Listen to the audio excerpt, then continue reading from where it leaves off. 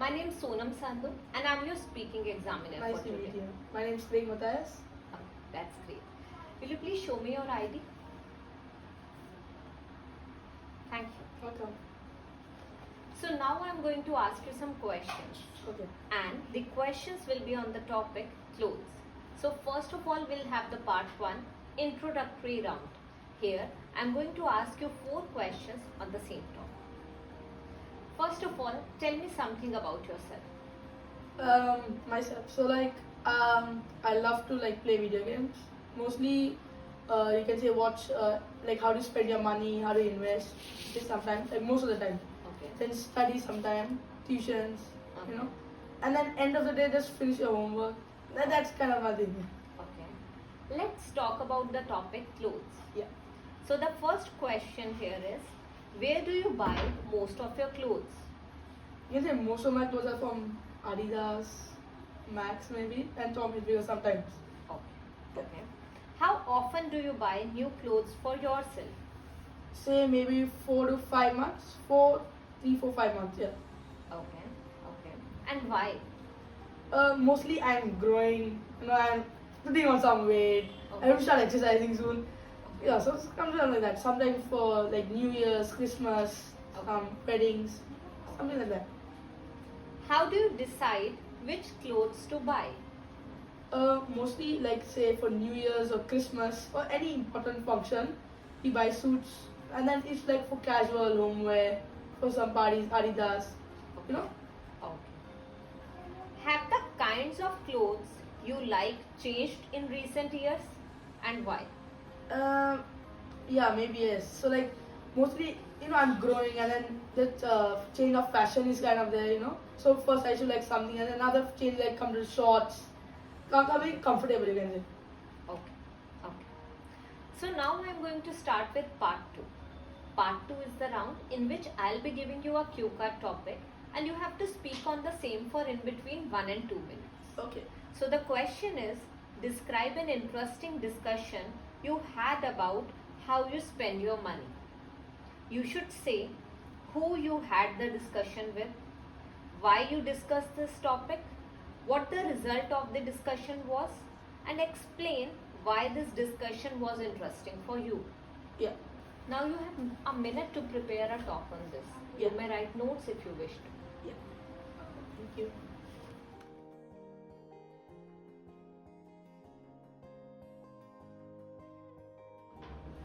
So your time's up. Yeah. Are you ready? Yeah. You may start speaking now. So I had this discussion with my father, my dad. So why we bought this topic? Because in the future years, once I start going to work, start earning the money, I'll start saving the money. So some money will go, I will invest half of the money, and some I'll put for my other needs like clothes, food, whatever. So the other money will be invested, in stocks, Bitcoin, whatever. Not Bitcoin, but stocks. So you can say most of it will be invested. Because I needed to know this about it, my father, because I'm almost growing to the age where I'm going to become once I'm 24, I think I'm going to start working now. So almost I should be at that age. And then this topic was interesting because I had to do it. I had to learn because people waste a lot of money most of the time. And then if you invest it in the future, you get a lot of, a return, cashback kind of thing. Your value becomes more. So I've learned a lot of things from investing money. Okay, that's good. And explain why this discussion was interesting for you. See, it was mostly interesting because I learned a lot of things from how you should save your money, you can say. Because what you do, you get a lot of money and then you waste it all of a sudden. And then in the future you have no money. But if you invest your money, you can say you will get say you invested $1,000. Maybe in the future if you wait for 10, 15 years, you can get 10, 20,000. So the larger the amount you can say, the more investment you can say. That's yeah. Okay, that's good. So now let's proceed to part 3. Here I'll be asking you some follow-up questions on 2 different topics. Shall we start with the first topic? So the topic is money and young people. And the question number 1 here is, why do some parents give their children money to spend each week? So most of the parents think that their kids should know the value of money, but how you should say how you should like use your money wisely. Most of the kids these days they just go and then they just buy expensive thing and their money is gone. So if you can start saving, start a bank account maybe.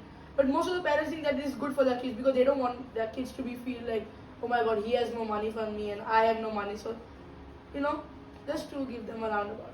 Okay. Do you agree that schools should teach children how to manage money? Yeah, schools should be they should teach kids how to manage their money because in the future no one teaches you. You have to learn by yourself. So mostly most of the schools should teach you how to manage your money, where to manage your money, where to put your money once you get it. Because mostly anyone once you get a paycheck or whatever, they just go and spend it all like one time finished. Then you're left with nothing. So mostly if the school teaches you when you're young, at least you can save here and there. That's a good answer. Question number 3. Do you think it is a good idea for students to earn money while studying? No, because students should not earn money while studying. Maybe one in the future when they are maybe like 25, 24, 23, 22, say from the 20s, you can say. Because when a person is like a student small, or like still like a teenager, you go to school, 6 hours of your day are gone.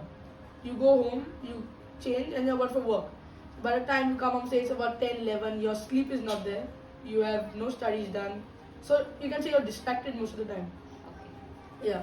Okay. Let's talk about the next topic. The topic is money and society. And the question number 1 is, do you think it is true that in today's society, money cannot buy happiness? A lot of people say money cannot buy happiness. A lot of people say they can buy happiness. But as long as you know what you're doing with your money, as long as the money is keeping your family good and safe, you have food on the table, then yes, money can buy happiness.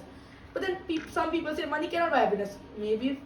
But then as long as how you spend your money, how, So. Okay. So the last question here is, do you think richer countries have a responsibility to help poorer countries? Yeah.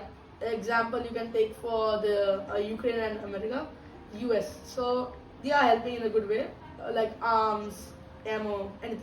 You can say for China, yes. So they should help because it's like a big responsibility if you have a lot of like ammo, ammunition, money, wealth. You're supposed to just because now if you can see Russia and Ukraine are in a war. Ukraine has nothing. Means they are almost on a can say brink of collapse. So the US has taken a good big step by helping them and it's wonderful. They are still standing. You can say. That's good. Quite knowledgeable it was. Thank you. So that's all for the speaking part. So as you all know that there are 4 assessment criteria in speaking module.